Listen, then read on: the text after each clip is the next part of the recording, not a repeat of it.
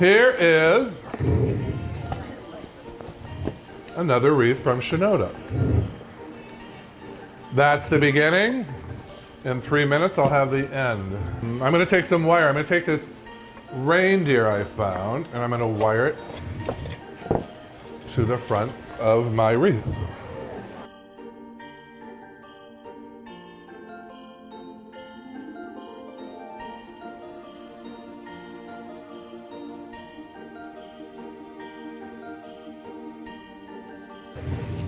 So there's our next move.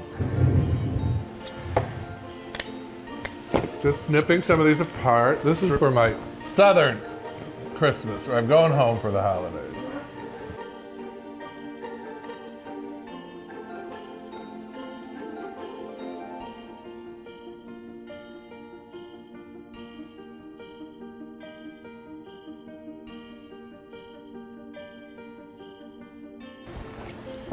So I'm going to put in a little fern to bring it around to a little bit warmer climate. So here's where we're going. See, it's getting more southern. Just by adding a little bit of that other vegetation to the pine, we're taking it in a new direction.